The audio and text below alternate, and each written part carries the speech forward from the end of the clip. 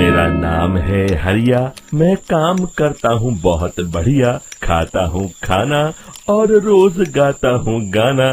अरे यार, आज तो बहुत देर हो गई।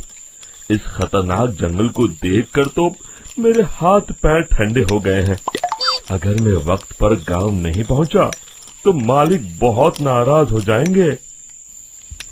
तभी हरिया को एक आवाज सुनाई देती है। सुनिए हरु जी। अरे, ये आवाज किसने दी? तभी हरिया को सामने कुछ दूर एक औरत खड़ी दिखाई देती है। अरे भाई, ये औरत अकेली इतनी रात को इस जंगल में क्या कर रही है? चलकर पूछना पड़ेगा। फिर हरिया अपनी बैलगाड़ी उस औरत के सामने लाकर रोक देता है और उससे पूछता है।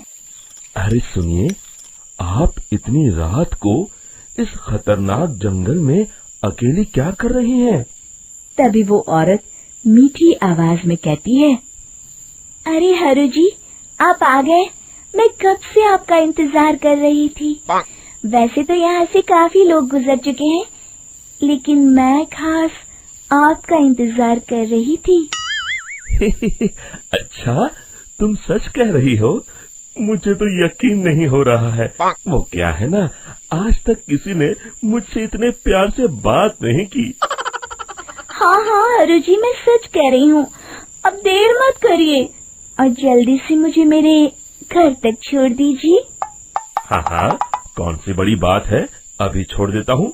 आप मेरे पीछे बैलगाड़ी में बैठ जाइए और मुझे रास्ता बताते चलिए। फिर वो औरत हरिया की बैलगाड़ी में बैठ जाती है और हरिया बैलगाड़ी हाँकता हुआ आगे चल पड़ता है। फिर उस औरत के बताए हुए रास्ते पर चलते चलते हरिया बैलगाड़ी लेकर एक काली गुफा के आगे आकर रुक जाता है। हरिया उस औरत से पूछता है, हाँ देवी जी, आपका घर कहाँ है? यहाँ तो एक गुफा के अलावा और कुछ नहीं है। तभी अचानक वो औरत हवा में उड़ने लगती है। देखते ही देखते उसका सुंदर रूप एक डरावनी चुड़ैल में बदल जाता है और वो जोर जोर से हंसती है। अरे तू तो एक नंबर का बेवकूफ निकला। तू तो बड़ी आसानी से मेरी बातों में आ गया। अरे मर गया रे, ये तो एक चुड़ैल है। हे भगवान बचा ले, ये तो बड़ी डरावनी दिखाई दे रही है। और फिर अगले ही पल हरिया की बैलगाड़ी में रखा सारा सामान हवा में उड़ता हुआ उस काली गुफा के अंदर चला जाता है और वो चुड़ैल भी उस गुफा के अंदर जाकर कहीं गायब हो जाती है। हरिया ये नजारा देख बुरी तरह घबरा और परेशान हो जाता है। अरे, ये चुड़ैल तो मेरा सारा सामान लेकर गुफा में गायब हो गई। अब क्या होगा? अगर मैं गांव खाली हाथ गया तो मालिक मेरी अच्छी खबर लेंगे। मेरी इस बात का कोई यकीन भी नहीं करेगा। फिर आखिर वही हुआ।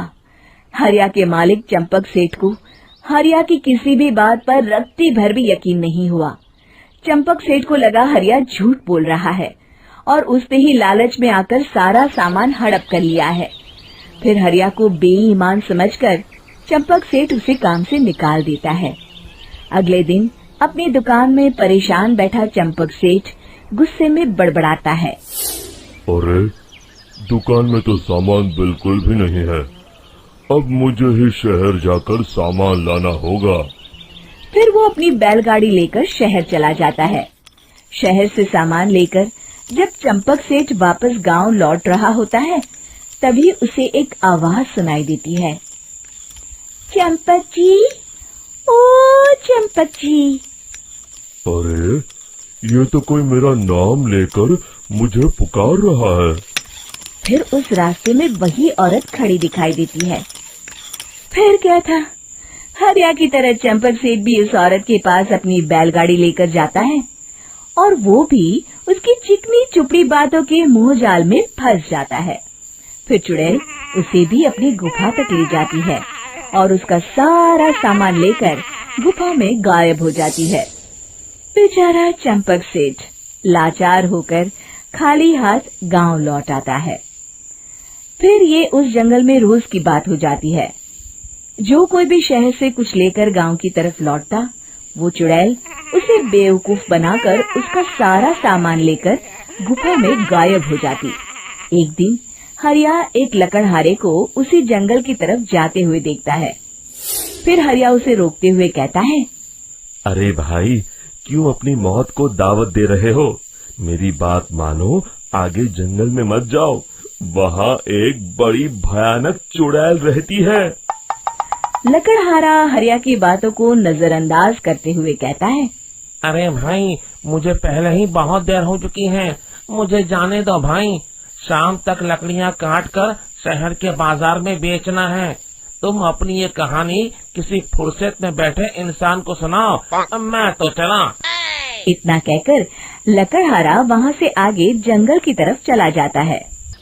फिर अगले दिन गांव के मुखिया के घर के बाहर बहुत सारे लोग जमा हो जाते हैं।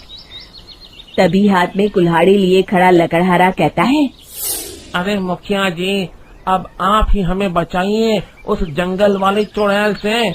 हमारा सारा काम तो शहर से ही होता है।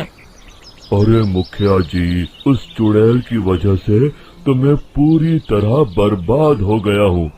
हम सबको मिलकर उस चुड़ैल का कोई इलाज करना पड़ेगा। तभी भीड़ में खड़ा वीरा कहता है, आप लोग चिंता मत करिए, कल से वो चुड़ैल किसी को नहीं लूट पाएगी। मेरे पास एक बहुत अच्छी तरकीब है। तभी चंपक सेठ उसका मजाक उड़ाते हुए कहता है, अरे तेरा नाम वीरा है तो क्या हुआ? तूने अभी उस चुड़ैल को देखा नहीं है? जाकर अपना काम कर, बड़ा आया। तब मुखिया जी कहते हैं, नहीं चंपक सेठ, मुझे लगता है हमें इस लड़के को एक मौका देना चाहिए। फिर सभी गांव वाले मुखिया जी की बातों से सहमत हो जाते हैं और वीरा शाम को एक बैलगाड़ी में कुछ सामान लादकर उस जंगल की ओर चल देता है। वीरा, ओ वीरा, कहाँ जा रहा है? तभी वीरा मुड़ के देखता है, वही चुड़ैल एक औरत के रूप में खड़ी है। अरे बहन जी, मैं आपको ही ढूंढ रहा था। देखिए, मैं आपके लिए क्या लाया हूँ। हैं? अरे वाह, तो खुद मेरे लिए इतना सामान लाया है। तू ही अकेला गांव में समझदार है। जरा देखो, मैं भी खोल के, बड़े भूख लगी है। जैसे ही चुड़ैल उस सामान पर से कपड़ा हटाती है, एक भगवान शिव की तेज रोशनी उसके अंदर मूर्ति से निकलती है और चुड़ैल अपने असली रूप में आकर जलने लगती है। अरे मैं जल रही हूँ, बचाओ! बचाओ! ओम नमः शिवाय, मर गई मैं! देखते ही देखते वो चुड़ैल राख के साथ उड़ जाती है और सभी गांव वाले भी वहां आ जाते हैं। शिक्षा बुराई पे सदा अच्छाई की ही जीत होती है। अंजलि की उम्र लगभग 30 साल हो चुकी थी। वो एक स्कूल में टीचर की जॉब करती थी। अंजलि के घर में उसकी माँ के अलावा उसका छोटा भाई और भाभी भी रहा करते थे। 30 साल की उम्र होने के बाद भी अंजलि की अब तक शादी नहीं हुई थी। इस बात को लेकर अंजलि की माँ रुक्मिणी देवी काफी परेशान रहा करती थी। माँ, मैं स्कूल जा रही हूँ, जरा मेरा टिफिन तो दे दीजिए। अब क्या पूरी जिंदगी मैं तुझे टिफिन बनाकर देती रहूंगी? अरे कुछ सोचा भी अपने बारे में या बस ऐसे ही? क्या माँ, सुबह सुबह फिर वही बातें लेकर बैठ गई। माँ गलत क्या कह रही है अंजलि दीदी? इतनी उम्र हो चुकी है आपकी, माँ कब तक आपकी सेवा करती रहेंगी? भाभी, मैंने माँ को कब कहा कि मेरी सेवा करो? वैसे भी अपना टिफिन मैं खुद तैयार कर लेती हूँ, बस टेबल से उठाकर देने को ही तो कहा था। वैसे अंजलि दीदी, देखा जाए तो टिफिन उठाकर देने की उम्र तो आपकी है। आपका अपना घर परिवार बच्चे होते तो ये जिम्मेदारी आज आप पूरी कर रही होती। एक बात मेरी समझ में नहीं आती, अगर मेरी शादी नहीं हुई तो इसमें मेरी क्या गलती है और तुम सब लोग मेरे पीछे क्यों पड़े रहते हो? अरे कुछ कहना क्या पीछे पड़े रहना होता है? अपने छोटे भाई को देख, तुझसे 3 साल छोटा है लेकिन 2-2 बच्चे खेल रहे हैं आंगन में। मुझे आप लोगों की कोई बात नहीं सुननी, जा रही हूँ मैं। और आप में से किसी को मेरा कोई काम करने की जरूरत नहीं है, मैं खुद संभाल लूंगी। इतना कहकर अंजलि वहां से चली जाती है। शाम को जब अंजलि अपने स्कूल से लौटकर घर वापस आती है तो उसने देखा कि पड़ोस वाली निर्मला चाची वहां पर बैठी हुई थी। क्या बात है अंजलि बिटिया, नौकरी करके वापस आ गई? जी चाची जी, कैसी हैं आप? मैं तो ठीक हूँ बेटा, तुम बताओ शादी के बारे में कुछ सोचा या नहीं? अरे रहने दीजिए ना, इससे तो शादी की बात करना ही बेकार है। कुछ भी कहो तो गुस्सा करती है, बात बात पर आंखें दिखाती है। माँ, आप ऐसा क्यों कह रही हैं? मैंने कब आप पर गुस्सा किया? अरे अंजलि बेटा, तुम्हारी माँ ठीक ही तो कहती है। 30 की होने आई हो, अब तुम्हें भी शादी वादी कर लेनी चाहिए। चाची जी, आप तो ऐसे कह रही हैं जैसे शादी करने से मैंने मना किया हो। रहने दीजिए निर्मला चाची, हमारी अंजलि दीदी को अभी तक उनकी पसंद का दूल्हा नहीं मिला ना, इसीलिए वो शादी नहीं कर रही। भाभी, ऐसी कोई बात नहीं है। अरे तो फिर क्या बात है? तुम्हारी माँ ने तुम्हारे लिए इतने रिश्ते ढूंढे, लेकिन तुम्हें कोई पसंद ही नहीं आता। क्या है ना चाची जी, हमारी ननद रानी नौकरी जो करती है, ऐसे ही थोड़ी ना किसी को पसंद कर लेंगी।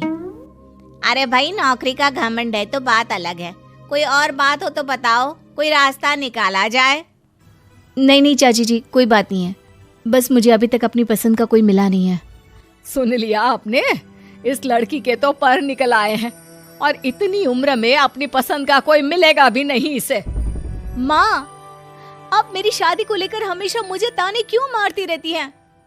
अपनी माँ की बातें तो ताने लगती है। ताने हैं? बताओ, मैंने कुछ गलत कहा क्या? देखो, ये सब छोड़ो, मेरी दूर की बुआ का बेटा है, उसकी अभी शादी नहीं हुई है, उम्र होगी कोई 34-35 साल। आप कहें तो बात आगे बढ़ाऊं? अरे हाँ हाँ, क्यों नहीं, ये भी कोई पूछने की बात है। अरे जल्दी से लड़के को यहाँ बुला लो। माँ, आप मुझसे पूछे बिना मेरी शादी की बात करने जा रही हैं, और मेरी उम्र 30 भी पूरी नहीं हुई है। निर्मला चाची कह रही है कि वो लड़का 35 साल का है। अंजलि दीदी, आपको क्या लगता है इस उम्र में कोई फिल्म का हीरो आएगा आपके लिए? देखिए, अब पसंद और नापसंद की बात तो रहने दीजिए, पसंद करने की उम्र तो आपकी निकल चुकी। अब तो जो भी मिले उसी से शादी कर लीजिए, इसी में भलाई है। तेरी भाभी बिल्कुल ठीक कह रही है। अब जैसा रिश्ता मिले उसके लिए हाँ कर देना, ताकि हम भी गंगा नहाए। ठीक है, चलिए मैं उस लड़के को कहती हूँ, वो कल ही अंजलि को देखने आ जाएगा। अगले दिन निर्मला चाची के दूर का रिश्तेदार अंजलि को देखने उसके घर आता है। उसका नाम था अजय। अंजलि जी, तो आप नौकरी करती हैं, वो भी स्कूल में? जी हाँ, मैं स्कूल में टीचर हूँ। हमारी बेटी बहुत होशियार है। अरे पढ़ने लिखने में इतनी होशियार है, इसीलिए तो इसकी नौकरी लगी है स्कूल में। हाँ हाँ ठीक है आंटी जी, जरा मुझे भी तो बात करने दीजिए आपकी बेटी से। जी पूछिए ना, क्या पूछना चाहते हैं? अंजलि मैडम, ये तो बताइए कि आपने अभी तक शादी क्यों नहीं की? बस ऐसे ही, कहीं कोई रिश्ता पसंद नहीं आया इसलिए। लेकिन क्या मैं आपसे पूछ सकती हूँ कि आपने शादी क्यों नहीं की? अंजलि, क्या कर रही हो तुम? लड़कियों को इस तरह की बातें नहीं शोभा देती। रहने दीजिए आंटी जी, आपकी बेटी काफ़ी पढ़ी लिखी है, मैं उनके सवाल का जवाब दे ही देता हूँ। वो क्या है ना, मुझे भी अभी तक अपनी पसंद की कोई लड़की नहीं मिली। अच्छा, कोई बात नहीं। वैसे आपकी तनख्वाह कितनी है? कितना कमा लेती है महीने का? जी यही कोई 25,000 महीने। बस 25,000? इतने से क्या होता है? इतने से तो आजकल घर भी नहीं चलता। आपके कहने का क्या मतलब है? अरे मैं तो ये सोच कर आया था कि नौकरी वाली लड़की है, आराम से 40,000 कमाती होगी। माफ कीजिएगा, आपका और मेरा रिश्ता नहीं हो सकता। जी कोई बात नहीं, मुझे भी आपके साथ शादी करने में कोई इंटरेस्ट नहीं है। अंजलि, किस तरह की बात कर रही हो? घर आए रिश्ते को ठुकरा रही हो तुम। दीदी, अब इस उम्र में आपको इतनी अकड़ नहीं दिखानी चाहिए। अच्छा खासा रिश्ता हाथ से निकल गया, कहीं ऐसा ना हो कि जिंदगी भर कुंवारी ही रह जाओ आप। कुछ दिन और ऐसे ही निकल जाते हैं और अंजलि की शादी कभी नहीं होती। अंजलि के परिवार वाले बिंदास उसे ताने मारते रहते हैं, लेकिन अंजलि एक बड़ी नौकरी की तैयारी करती है और उसमें सिलेक्ट होने के बाद अंजलि को एक बहुत बड़ी नौकरी मिल जाती है। अब तो दीदी के नखरे और भी ज्यादा बढ़ जाएंगे भाई। अब तो इतनी बड़ी नौकरी जो लगी है, अब इनकी शादी होने से रही। माँ, मुझे नौकरी के लिए दूसरे शहर जाना पड़ेगा। आप जानती हैं ये बहुत बड़ी जॉब है और इसमें पैसे भी बहुत ज्यादा मिलेंगे। अच्छा, कितने पैसे मिलेंगे बेटा? माँ, मुझे हर महीने 90,000 सैलरी मिलेगी।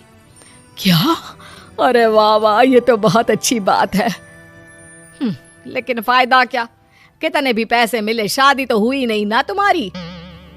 अंजलि नौकरी करने के लिए दूसरे शहर में चली जाती है और जब कुछ महीनों के बाद वो वापस घर आती है तो उसे अपने पति के साथ देखकर उसके घर वाले हैरान रह जाते हैं।